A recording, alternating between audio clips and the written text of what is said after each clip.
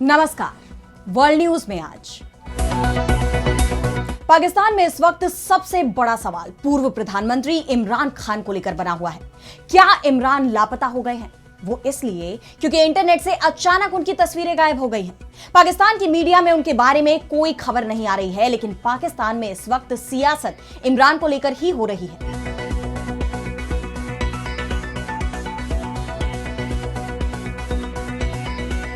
इमरान खान के खिलाफ सेना और सरकार बेहद सख्त हो गई है। सरकार कह रही है कि इमरान जेल में बंद है, लेकिन 1 महीने से उन्हें किसी ने देखा तक नहीं। इमरान जिंदा भी हैं या नहीं इसकी भी खबर नहीं है, क्योंकि अभी तक सरकार इमरान के जिंदा होने के सबूत तक नहीं दे पाई। इस बीच पाकिस्तान के राष्ट्रपति ने संसद की आपात बैठक बुला ली है।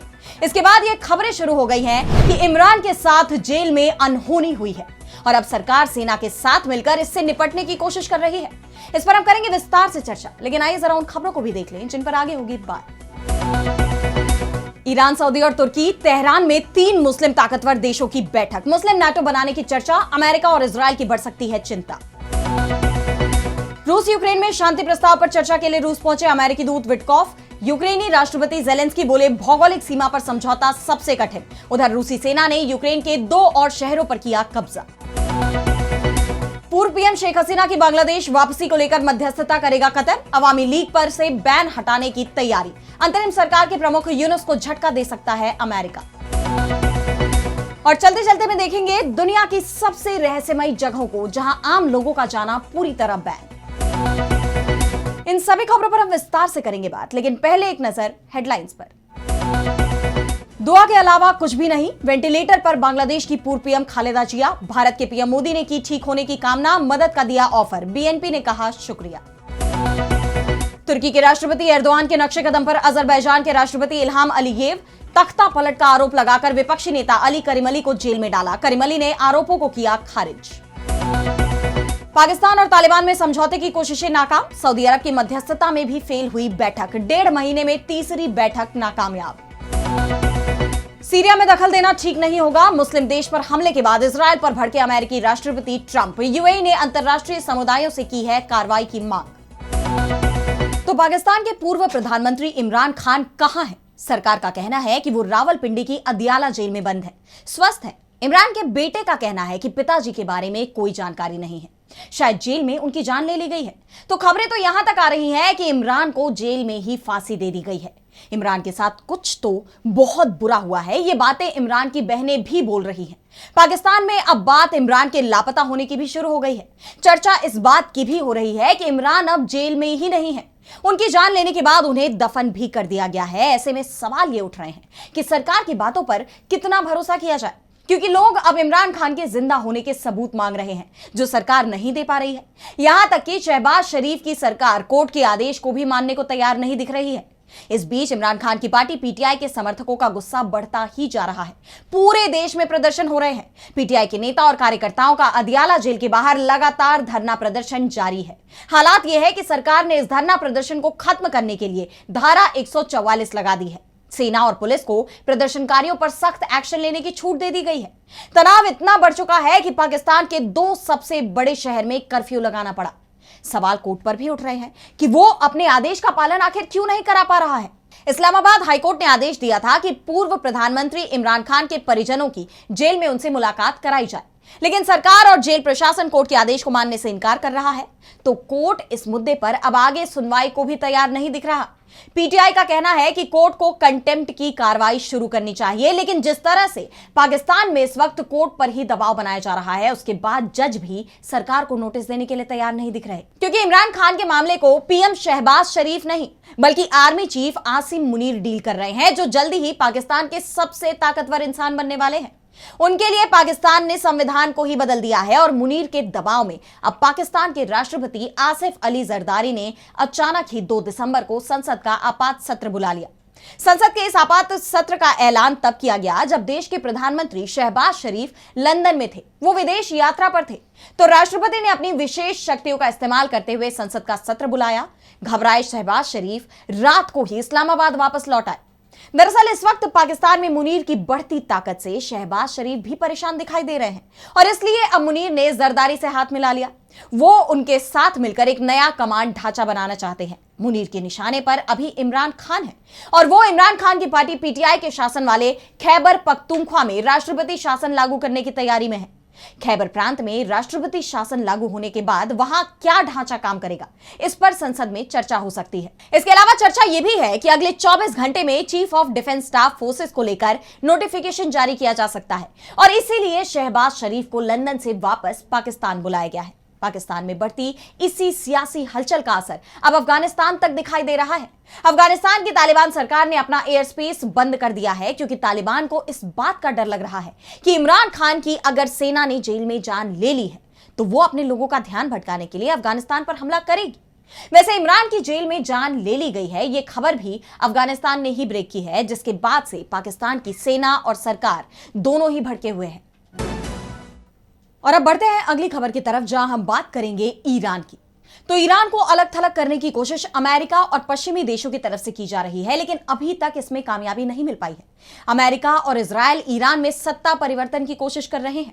आयतुल्ला अली खामेनी यानी ईरान के सर्वोच्च नेता की जगह अपनी पसंद के नेता को ईरान का सुप्रीम लीडर बनवाना चाहते हैं, लेकिन अभी तक अमेरिका को इस मामले में कोई कामयाबी नहीं मिल पाई है। तो दूसरी तरफ अब ईरान अमेरिका और इजराइल के हर दांव को फेल कर रहा है।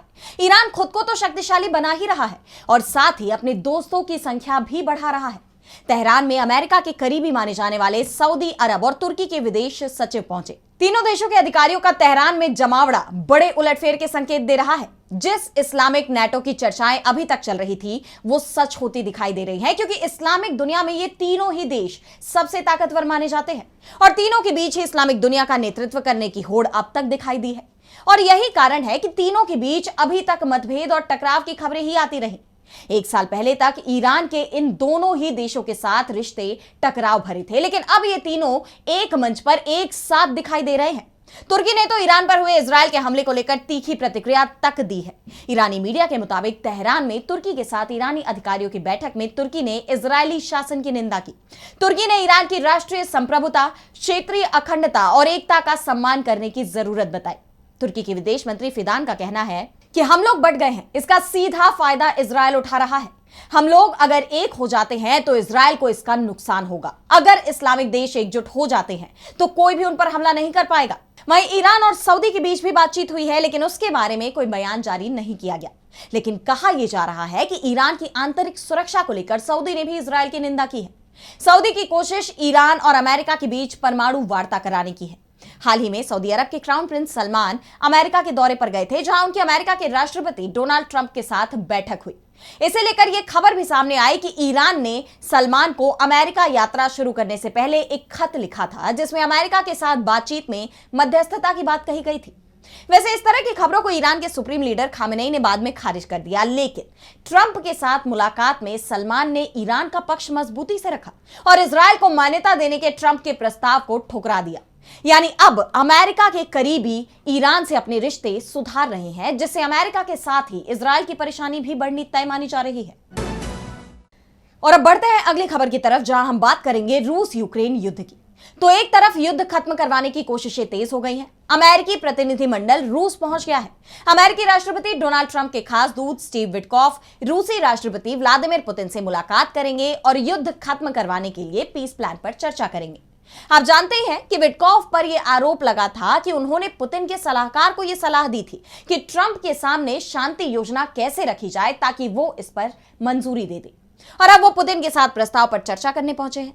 इससे पहले फ्लोरिडा में यूक्रेनी प्रतिनिधिमंडल की अमेरिकी अधिकारियों से मुलाकात हो चुकी है। यानी ट्रंप की तरफ से पूरी कोशिश की जा रही है रूस और यूक्रेन के बीच शांति समझौते पर सहमति बनाने की। तो दूसरी तरफ यूक्रेन पर रूस के हमले भी जारी हैं। रूसी सेना के chief of staff Valery Gerasimov ने मीडिया को बताया कि हमने पूर्वी यूक्रेनी शहर पोक्रोव्स्क पर कब्जा कर लिया है, जो यूक्रेन का एक प्रमुख रसद केंद्र है और लगभग 2 सालों से घेराबंदी में था।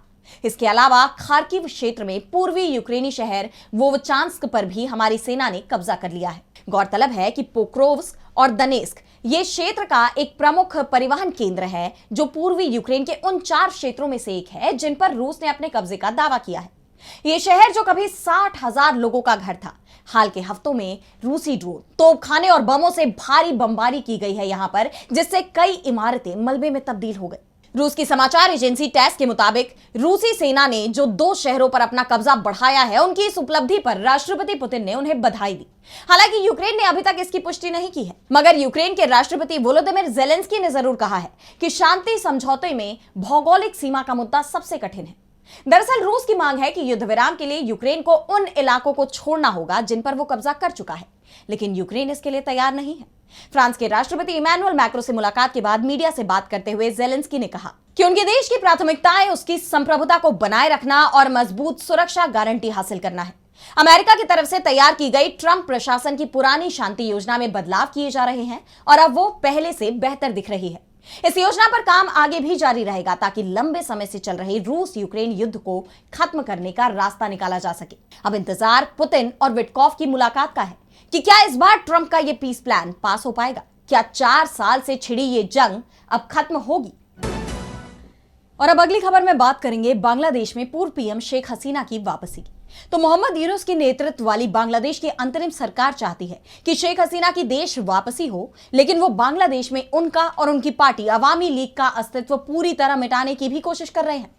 शेख हसीना को फांसी की सजा सुनाई गई है, अवामी लीग पर बैन लगवाया गया है और इन सब के बीच यूनुस सरकार भारत से हसीना के प्रत्यर्पण की डिमांड कर रही है, लेकिन भारत ने इस पर अब तक कोई प्रतिक्रिया नहीं दी। इस मामले में पहले तो यूनुस सरकार का रवैया भारत को लेकर तीखा दिखाई दे रहा था। उनकी तरफ से आरोप लग रहे थे कि भारत हसीना के प्रत्यर्पण के लिए तैयार नहीं है, वो दूसरे देश के एक अपराधी को बचा रहा है। दोनों देशों में दूरियां बढ़ती ही जा रही थी, लेकिन अब उसके रुख में बदलाव आया है। यूनुस के विदेश मामलों के सलाहकार मोहम्मद तौहीद हुसैन ने कहा कि मुझे लगता है कि हमारे द्विपक्षीय संबंध केवल एक मुद्दे पर अटके नहीं रहेंगे, यानी बांग्लादेश अब भारत के साथ संबंध सुधारने की बात कर रहा है और अब इस बदलाव की वजह भी सामने आ गई है। चर्चा चल रही है कि इस मामले में अब कतर की एंट्री हो गई है।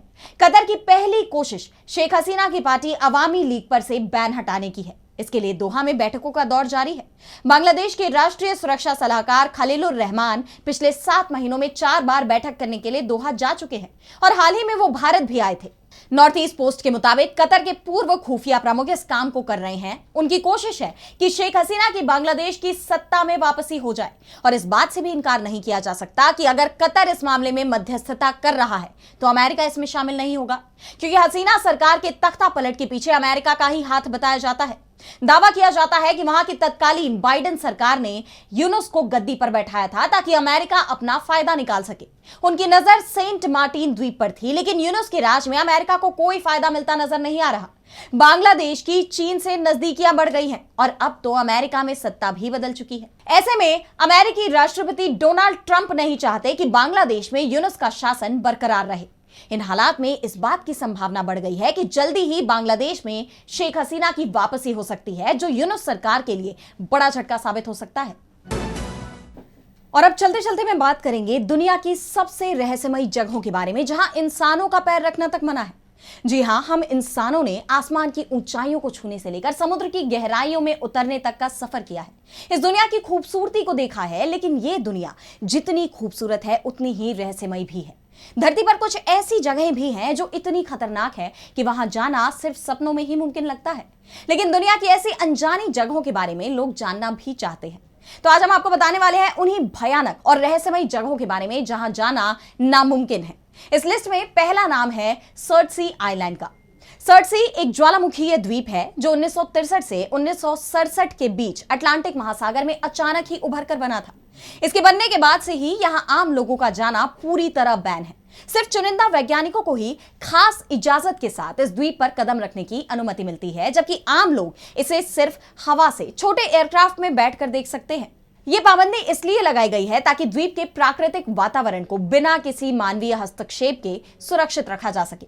2008 में यूनेस्को ने इसकी वैज्ञानिक महत्वपूर्णता को देखते हुए सर्टसी को विश्व धरोहर स्थल घोषित किया, यानी यहां टूरिज्म पूरी तरह बंद है। वहीं अब इस लिस्ट में दूसरा नाम है इल्हा दा क्विमादा ग्रांडे, जो कि एक स्नेक आइलैंड है ब्राजील में। ब्राजील के साओ पौलो के पास स्थित एक छोटा सा द्वीप अपनी खतरनाक प्रकृति के लिए दुनिया भर में मशहूर है।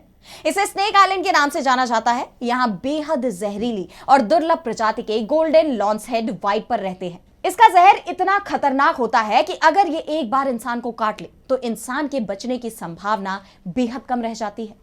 लोगों की सुरक्षा को देखते हुए ब्राजील सरकार ने यहां आम जनता का जाना पूरी तरह बंद कर दिया है।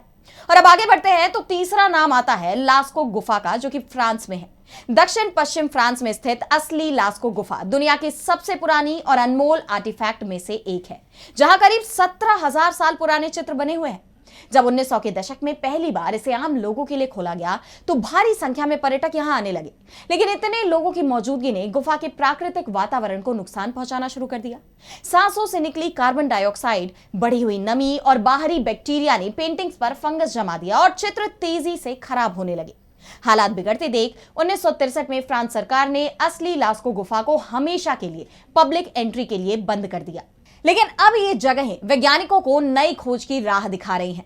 फिलहाल आज इस वर्ल्ड न्यूज में इतना ही। देश दुनिया की तमाम बड़ी खबरों के लिए आप देखते रहिए डीबी लाइव और मुझे दीजिए इजाजत। नमस्कार।